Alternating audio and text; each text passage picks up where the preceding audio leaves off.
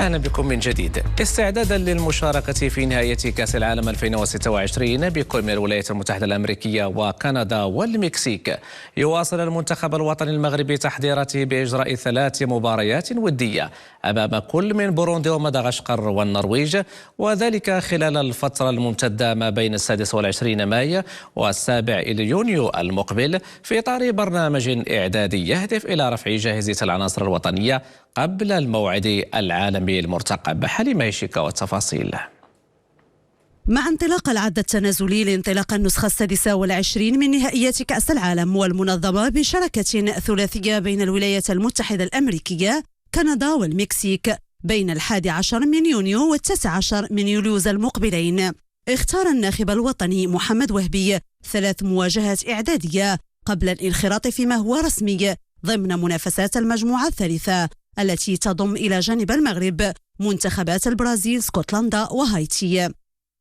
باكورة المحطات الودية للأسود حدد لها تاريخ 26 من مايو الجاري زمانا، ومركب محمد السادس مكانا.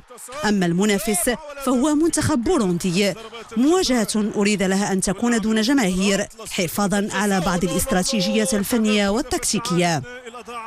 وسيواجه المنتخب الوطني يوم 2 من يونيو المقبل ضيفه الملغاشي بملعب مولاي عبد الله على الساعة 6 مساء، قبل أن يطير صوب الولايات المتحدة الأمريكية، حيث ينتظره موعد آخر تجريبي في 7 من يونيو المقبل بملعب ريد بول أرينا في مدينة نيويورك.